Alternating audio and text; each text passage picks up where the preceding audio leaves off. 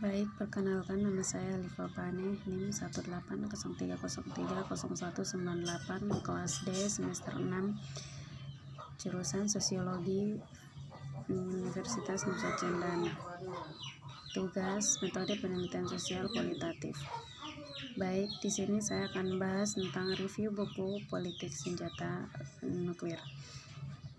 Senjata nuklir merupakan senjata yang mendapat tenaga dari reaksi nuklir dan mempunyai daya pemusnah yang dahsyat, yaitu sebuah bom nuklir yang mampu memusnahkan sebuah kota. Senjata nuklir hanya digunakan 2 kali dalam pertempuran, yaitu semasa Perang Dunia Kedua oleh Amerika Serikat terhadap kota-kota Jepang Nagasaki. Pada masa itu, daya ledak bom nuklir yang dijatuhkan di Hiroshima dan Nagasaki sebesar 20 kilo 20 kilo ribuan ton. Sedangkan bom nuklir sekarang ini berdaya ledak lebih dari 70 mega atau jutaan ton. Negara pemilik senjata nuklir yang dikonfirmasikan adalah Amerika Serikat, Rusia, Britania Raya, Prancis, Republik Rakyat Tiongkok, India, Korea Utara, dan Pakistan. Selain itu, negara Israel juga dipercaya mempunyai senjata nuklir, walaupun tidak diuji, dan Israel enggan mengonfirmasikan apakah memiliki senjata nuklir ataupun tidak. Yang berikutnya, senjata nuklir pada dasarnya merupakan masalah klasik dalam hubungan internasional sejak dimunculkan pertama kalinya oleh Amerika Serikat pada Perang Dunia Kedua dalam bentuk bom atom yang dijatuhkan di Hiroshima dan Nagasaki pada bulan Agustus 1945.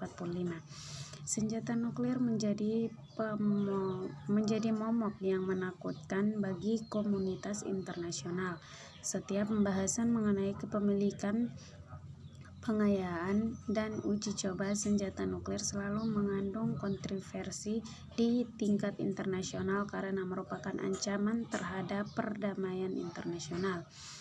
Masa depan komunitas internasional akan sangat dipengaruhi oleh interaksi antar negara pemilik senjata nuklir, negara non-pemilik senjata nuklir, dan upaya internasional untuk melarang uji coba senjata nuklir.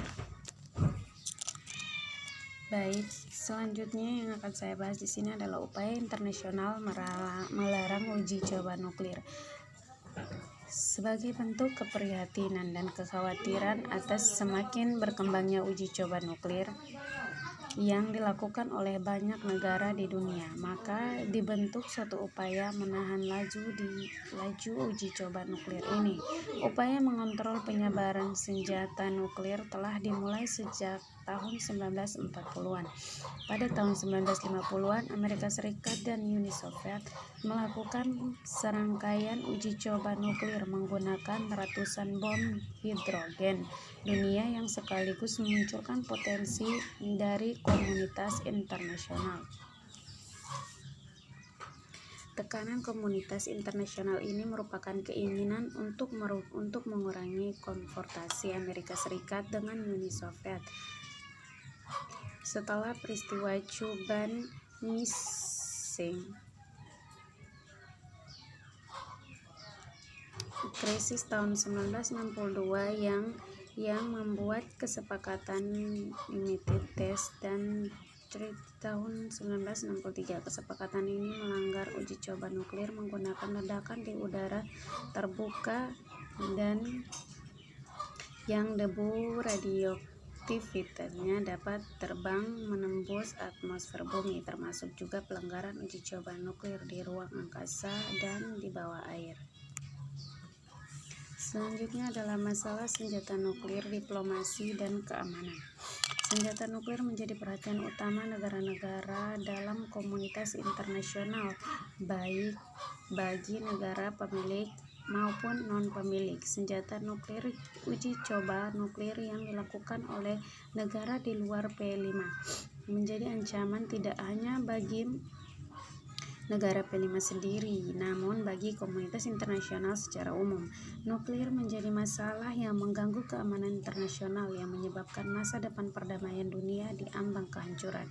Uji coba nuklir yang dilakukan negara non-P5 merupakan bentuk eksistensi diri. Hal ini telah dibuktikan oleh India, Pakistan, dan terakhirnya oleh Korea Utara.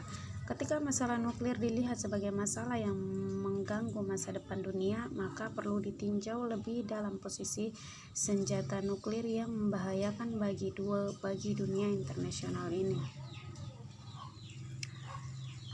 Nah, dalam situasi ini, masalah keamanan dapat dilihat dalam 3 tingkatan, yaitu individu, negara bangsa, dan internasional. Tingkatan terendah pada keamanan individual. Dalam posisi ini, masalah keamanan muncul karena relasi antara negara dengan individu yang menjadikan masyarakat yang melihat adanya benturan kepentingan antara individu yang menjadi ancaman bagi negara.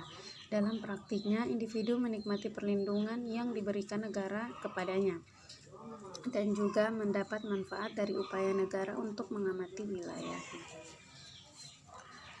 Di tingkat nasional, keamanan secara tradisional diterjemahkan sebagai respon atas ancaman yang datang dari luar dalam bentuk serangan militer.